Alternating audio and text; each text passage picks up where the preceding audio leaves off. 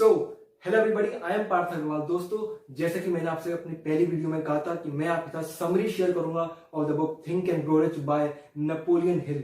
इसीलिए मैं आपके लिए ये वीडियो लेके आया हूं जिसमें मैं आपके साथ इस बुक के पहले चैप्टर की समरी डिस्कस करूंगा। दोस्तों, जैसा कि हम सब जानते हैं, मैंने आपको अपनी पहली वीडियो में बताया था कि इस बुक में टोटल 15 चैप्टर्स हैं।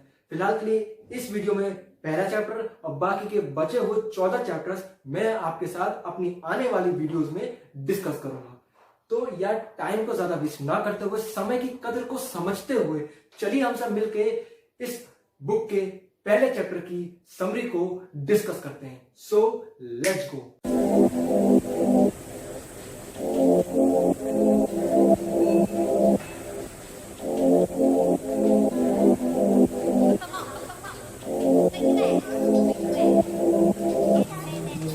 जी हाँ दोस्तों, पहले चैप्टर का नाम है थॉट्स आर थिंग्स, यानी कि विचार ही वस्तु हैं। यार, इस चीज को सुन के आप कहेंगे कि मतलब विचार ही वस्तु है, यानी कि वस्तु वो चीज होती है जिसको हम महसूस कर सकते हैं, जिसको हम टच कर सकते हैं। तो इसका मतलब विचार ही वस्तु है, यानी कि विचारों को भी हम टच कर सकते हैं, महसूस कर सकते हैं। नहीं मेरे प्यारे दोस्तों, ऐसा बिल्कुल भी नहीं है कि विचार ही वस्तु है तो हम विचारों को महसूस कर सकते नहीं। This is a kind of layman language.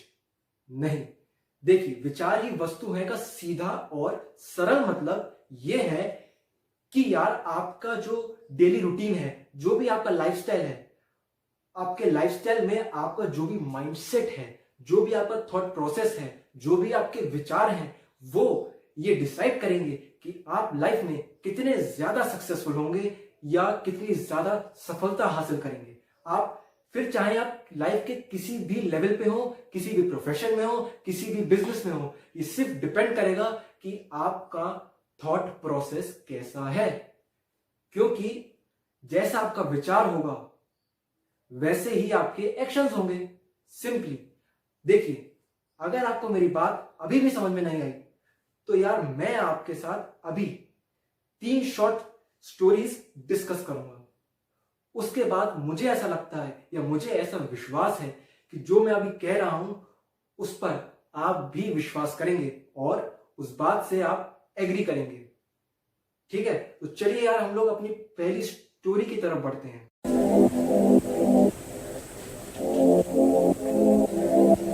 तो दोस्तों, पहली स्टोरी में हम बात कर रहे हैं 2 शख्स की, जिनमें पहले हैं थॉमस अल्वा एडिसन और दूसरे हैं Edwin C Barnes. Thomas Alva Edison, जिनको हम सब जानते हैं कि वो एक विश्वविख्यात वैज्ञानिक रह चुके हैं, जिनके नाम पे कई सारे पेटेंट्स थे। दूसरी ओर है एडविन सी बार्न्स, जो कि एक साधारण व्यक्ति थे, जिनकी फाइनेंशियल कंडीशन बेहद खराब थी। लेकिन जो चीज बहुत ज्यादा स्ट्रांग थी वो थी उनकी डिजायर। एक्चुअली वो बहुत ज्यादा इंस्पायर थे एडिसन से। वो चाहते थे कि मैं एडिसन के साथ काम करूं एज अ बिजनेस पार्टनर, मगर उनके पास इतने पैसे नहीं थे कि वो दूसरे शहर जाके उनसे बात करें, उनके ऑफिस में उनका अपॉइंटमेंट लिए। मगर क्योंकि उनकी डिजायर बहुत स्ट्रांग थी तो वो कहीं ना कहीं से पैसे को कलेक्ट करके, पैसे जुटा के वो पहुंच जाते हैं उनके ऑफिस दूसरे शहर में और उनके अपॉइंटमेंट लेते हैं, उनसे बात करते हैं दैट सर, आई वॉन्ट कि मैं आपके साथ काम करूं एज ए बिजनेस पार्टनर। मगर अनफॉर्चुनेटली जो एडिसन होते हैं वो मना कर देते हैं उसको। मगर होता क्या है कि उनकी आंखों में, यानी बार्न्स की आंखों में, एडिसन को एक स्पार्क नजर आता है। उनको लगता है कि मुझे एक अपॉर्चुनिटी देनी चाहिए, जिसके लिए वो उसको अपनी ऑफिस में एज अ क्लर्क जॉब देते हैं, हालांकि बहुत छोटी सैलरी पे। मगर क्योंकि उनकी आंखों में, उनके मन में, उनके दिल में, जी हाँ, मैं बात कर रहा हूं बार्न्स की आंखों में, दिल में और दिमाग में सिर्फ एक ही चीज थी कि मुझे तो बस एडिसन के साथ एज अ बिजनेस पार्टनर काम करना है। ठीक है, 1 महीना गुजरता है, 2 महीने गुजरते हैं, कई महीने गुजर जाते हैं, लेकिन पूरी मेहनत से, पूरी ऑनेस्टी के साथ, जी हाँ, पूरी ऑनेस्टी के साथ बार्न्स वहां काम करते हैं। लेकिन वो दोस्तों कहते हैं ना कि इंसान जिस चीज को पूरी शिद्दत से चाहे तो पूरी कायनात जुट जाती है उसको संभव करने में। कहते हैं अगर किसी चीज को पूरे दिल से चाहो तो सारी कायनात तुम्हें उससे मिलाने की साजिश में लग जाती। जी हाँ, बिल्कुल इसी तरह। दोस्तों कुछ ऐसा ही हुआ। बार्न्स की लाइफ में एक opportunity I in the form of invention. Actually था क्या कि जो एडिसन थे वो काफी वक्त से एक मशीन पर काम कर रहे थे जो कि एडिसन डिक्टेटिंग मशीन के नाम से विख्यात थी। मगर प्रॉब्लम ये थी कि जो उनकी सेल्स टीम थी, जी हाँ, एडिसन की जो सेल्स टीम थी, उनका ऐसा मानना था, उनका ऐसा कहना था कि उस मशीन को बेचना बहुत मुश्किल है, it is next to impossible. मगर इसी जगह पर बार्न्स को एक अपॉर्चुनिटी नजर आई, वो उसको एज एन अपॉर्चुनिटी लेते हैं। जी हाँ, और दोस्तों याद रखिएगा, सिर्फ दो ही लोग थे जिनको ये पूरा विश्वास था कि इस मशीन को बेचा जा सकता है, यानी कि पहले एडिसन और दूसरे बार्न्स जाके एडिसन से बात करते हैं कि सर मैं इस मशीन को बेच सकता हूं, मुझ पर विश्वास कीजिए। ऐसा सुन के जो एडिसन होते हैं वो उसको एक मौका देते हैं। जी हाँ, और जैसा कि होना था, जो बार्न्स होता है वो सफल होता है उस मशीन को बेचने में। काफी सारी मशीन्स को वो बेच पाता है। जी हाँ, आप समझ रहे हैं ना, बस वो मशीन्स को बेच पाता है, जिसके कारण एडिसन जो है बार्न्स को कॉन्ट्रैक्ट देते हैं उस मशीन की सेल्स और मार्केटिंग का। और देखते ही देखते जो बार्न्स होता है वो करोड़ों का मालिक बन जाता है। आप देख रहे हैं दोस्तों एक कॉन्ट्रास्ट कि कहां बार्न्स की फाइनेंशियल कंडीशन कितनी ज्यादा खराब थी और दूसरी तरफ कहां वो अपनी मेहनत से, अपने माइंडसेट से, अपने थॉट प्रोसेस से, साथ ही साथ अपने परसिवरेंस से वो करोड़ों का मालिक बन जाता है। ये सिर्फ थॉट्स का कमाल है। दोस्तों आई होप पहली स्टोरी तो आपको पसंद आई होगी। चलिए अब हम दूसरी स्टोरी की ओर।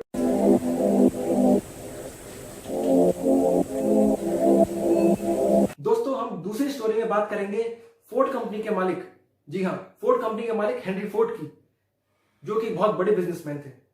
दोस्तों जब वो अपनी मोटर कार प्रोड्यूस कर रहे थे, फोर्ड V8 मोटर्स, तो उन्होंने अपनी टीम को ऐसा इंस्ट्रक्शन दिया, यानी कि वो चाहते थे कि जो उनकी जो मोटर कार है उसका जो इंजन है, उस इंजन में 8 के 8 सिलेंडर्स एक ही ब्लॉक में हो। जी हाँ, वो चाहते थे कि 8 के 8 सिलेंडर्स एक ही ब्लॉक में हो, वो भी इंजन में।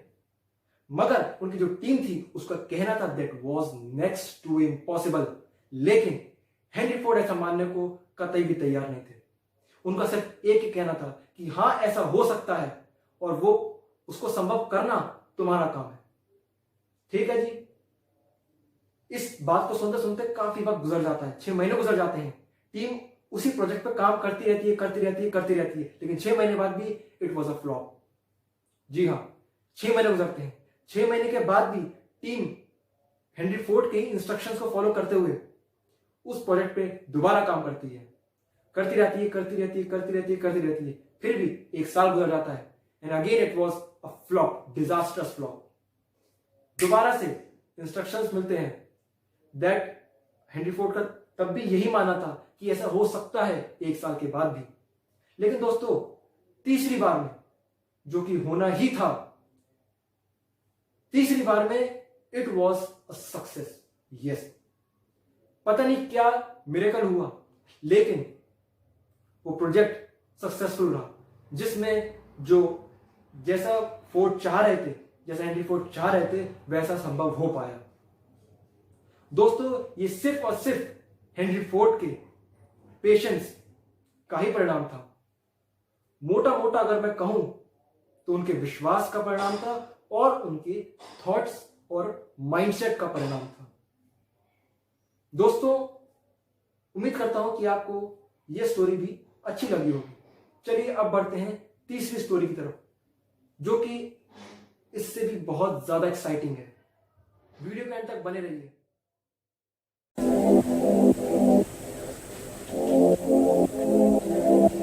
दोस्तों अब हम बात करेंगे स्टोरी नंबर 3 की। स्टोरी नंबर 3 बहुत ही कमाल की और बहुत ही अमेजिंग स्टोरी है।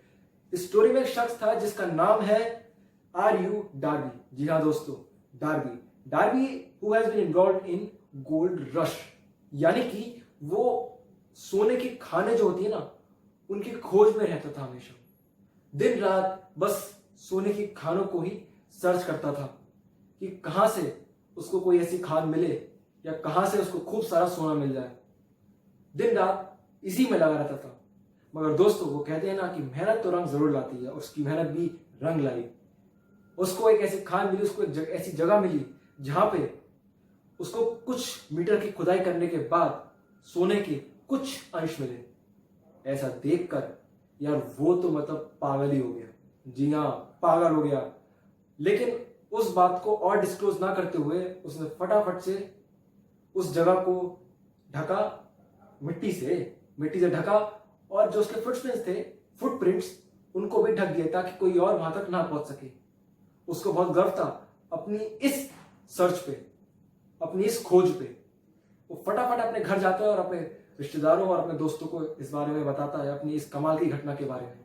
जी हाँ दोस्तों, जैसे ही उसके रिश्तेदारों को पता लगती है